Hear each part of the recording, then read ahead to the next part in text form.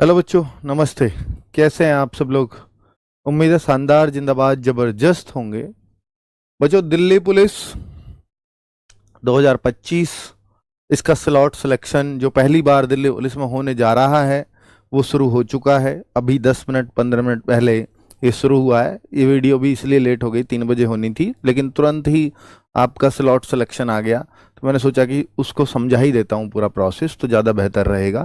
ठीक है, जब शेड्यूल कराई थी तब नहीं था स्लॉट सिलेक्शन का, है ना, लेकिन अब स्लॉट सिलेक्शन अवेलेबल है। सभी बच्चे स्लॉट सेलेक्ट कर सकते हैं, लेकिन उससे पहले कुछ बातें जानना जरूरी होगा जो इस वीडियो में काम किए हैं आपके, प्लीज़ उनको जरूर सुन लीजिएगा। देखिए, इस बार जो सबसे नई चीज़ होने वाली है, ये शिफ्ट वाइज जो नॉर्मलाइजेशन है ना, काफ़ी अंतर डालने वाला है। ये पहली बार इक्वी परसेंटाइल नॉर्मलाइजेशन मेथड आपका लगने जा रहा है। इसमें जो आप देखते हैं ना कि किसी के शिफ्ट में इतने मार्क्स बढ़ गए, इतने घट गए, वो सब नहीं होने वाला। क्या सर, ऐसा नहीं होने वाला? नहीं होने वाला। तो ये किस तरह से होगा, मैं वो भी आपको समझाऊंगा इस वीडियो के माध्यम से। और स्लॉट सिलेक्शन में भी ये बात हेल्प करेगी। जब से इक्वी परसेंटाइल नॉर्मलाइजेशन मेथड लगाया है, तो ये एडुकेटिव को जब पेपर गया है उसके बाद से ही ये लगा है, मतलब 2 जून से ये अप्लाई होगा, 2 जून के बाद से। अब 2 जून के बाद जितने भी पेपर हुए हैं, चाहे वो सिलेक्शन पोस्ट का हुआ हो, चाहे वो CHSL का हुआ हो, चाहे वो CGL का हुआ हो, किसी का भी अभी तक रिजल्ट नहीं आया है बच्चों। और रिजल्ट नहीं आया है तो अभी शिफ्ट वाइज नॉर्मलाइजेशन का अंतर आपने देखा भी नहीं है सही से।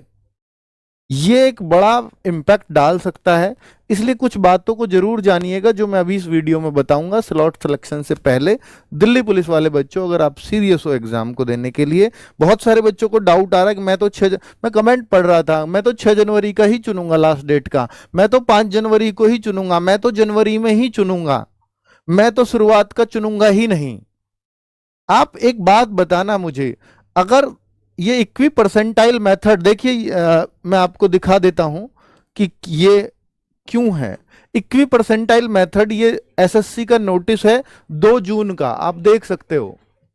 ऑलरेडी 2 जून को इक्वी परसेंटाइल मेथड आया 2025 में ही।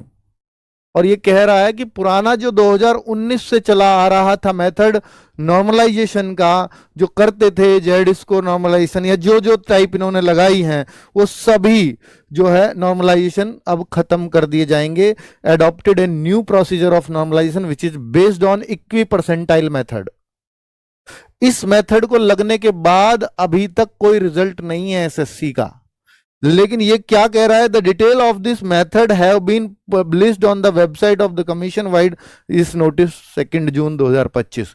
इसके थ्रू जो भी वो पब्लिश कर दिया गया है। और भाई यहां पर ना देखो, एक साफ साफ लिख दिया है, as per this system the most important determinant of the candidate's performance his her ranking within his or her own shift। अपनी शिफ्ट में ही उसको उसकी रैंकिंग दी जाएगी। यानी एक आप ऐसा समझ लीजिए कि हर शिफ्ट से जितनी भी, आप मोटा तौर पर इसको ऐसे समझिए कि जैसे शिफ्ट हुई आपकी करीब 20 है, ज्यादा है, 20 शिफ्ट हैं, और आपकी जो वैकेंसीज है, मान लीजिए आप पास होने हो 90,000, मैं कांस्टेबल का एग्जांपल लेता हूं, इस बार इतने के आसपास ही पास होंगे, तो करीब ये 4500 बच्चे हर शिफ्ट में पास करेंगे। अगर 20 शिफ्ट हैं तो 30 है तो 30 का भाग दे दो, तो हर शिफ्ट से चाहे कितने बच्चे बैठे हैं एग्जाम में। अब आप कहो सर एग्जाम में, इसलिए मोटा एग्जाम्पल लिया है, एग्जाम में कम ज्यादा बच्चे बैठे तो एग्जाम में कम ज्यादा बच्चे भी हो सकते हैं, क्योंकि स्लॉट सिलेक्शन का ऑप्शन है SSC के पास, है ना, आपको दिया है। किसी शिफ्ट में ज्यादा भी हो सकते हैं, किसी में, तो फिर उनको उस हिसाब से डिवाइड किया जाएगा। फिर 4500 ना लेकर के हर शिफ्ट में से जिस शिफ्ट में जिस रेशियो में बच्चे हैं उस रेशियो में उनको दिया जाएगा। मान लीजिए किसी शिफ्ट में 90,000 नहीं, सॉरी, जैसे हर शिफ्ट में बैठ रहे हैं, मान लीजिए 30 लाख बच्चे हैं, और 20 शिफ्टों में कितना 1.5 लाख बच्चा बैठेगा। 20 शिफ्टों में 1.5 लाख बैठता है, कितना बैठेगा? अगर 30 लाख बच्चे होंगे, 1.5 ही बैठेगा ना, ठीक है, तो 1.5 लाख बच्चा बैठेगा, 20 का भाग दिया तो हमने, तो 1.5 लाख हर शिफ्ट में तो होंगे नहीं। अगर 1.5 लाख हर शिफ्ट में हो तो 4500 हर शिफ्ट से छांट लेंगे वो 1.5 लाख में से। लेकिन अगर वो हर शिफ्ट में किसी में 1 लाख हुए, किसी में 2 लाख हो गए तो उस हिसाब से इन 4500 को भी उस रेशो में डिवाइड कर लिया जाएगा। इस तरह का नॉर्मलाइजेशन है। अब आपके मन में डाउट आएगा कि सर एक शिफ्ट में सारे ही होशियार बच्चे बैठ गए तो नुकसान हो जाएगा। पर भैया फिर तो कुछ तो मेथड लगाना होगा ना, पहले में भी ऐसी खामियां थी इसमें, पर सारे होशियार बच्चे, अब दिक्कत आ सकती है यहां पर। आपने ये बात समझी ना कि सारे होशियार बच्चे अगर एक ही शिफ्ट में बैठ जाएं तो नुकसान हो जाएगा उस शिफ्ट को, उस शिफ्ट की कट ऑफ हाई चली जाएगी। कट ऑफ हालांकि कंबाइन करके एक ही लगाएंगे, वो अलग तरीका होगा इनका कुछ भी करके, पर बराबर बराबर बच्चे अगर हर शिफ्ट से लेंगे तो आप समझिए ना कि जिस शिफ्ट में सारे ही कमजोर बच्चे बैठ जाएं तो उस शिफ्ट में तो बड़े मजे आ जाएंगे बच्चों के, है कि नहीं? ये फर्क पड़ेगा कि नहीं? तो भाई ये अब आप बताओ कि जो बच्चों की तैयारियां अच्छी है, क्या कोई लेना चाहेगा 18 तारीख को, जैसे कांस्टेबल का एग्जाम है सिपाही का पहला, 18 से 6 जनवरी चलेगा, कोई चाहेगा कि मैं 18 दिसंबर में ले जाऊं शिफ्ट को? नहीं। हर कोई बच्चा जिसकी तैयारी थोड़ी सी ठीक है वो ये चाहता है कि मैं थोड़ा बाद में भरूं, चाहे 19 का भर लूं, 20 का भर लूं, पर 18 की फर्स्ट शिफ्ट नहीं भरूंगा। शायद ही कोई बच्चा होगा जो ये हिम्मत कर पाए और बहुत अच्छी तैयारी हो कि मैं पहले दिन की पहली शिफ्ट लूं। तो भैया पहले दिन की जो पहली शिफ्ट लेगा तो उसमें बहुत अच्छे बच्चे तो नहीं बैठने वाले, ये तो तय है। उस दिन सारे होशियार बच्चे अब मेरी वीडियो सेक करके, फिर तो कुछ भी हो सकता है बच्चों। तो ये वीडियो नहीं बनती तो शायद कोई 18 की फर्स्ट शिफ्ट नहीं चुन रहा होता जिसकी तैयारी ठीक ठाक है, पर अब शायद वो भी चुनेंगे। और मैंने ये वीडियो इसलिए बनाया है, वरना एक शिफ्ट में इतना बड़ा फायदा हो जाएगा बच्चों को और एक शिफ्ट में बहुत बड़ा नुकसान इंपैक्ट देखने को आएगा। तो ऐसा इंपैक्ट ना आए, तो इसलिए लिए आपको तैयार होना होगा, क्योंकि मेरा ये नॉर्मलाइजेशन जो मेथड है, जो मेरा मानना था कि भाई इसको समझना चाहिए आप बच्चों को, तब आप अपना डिसीजन लें।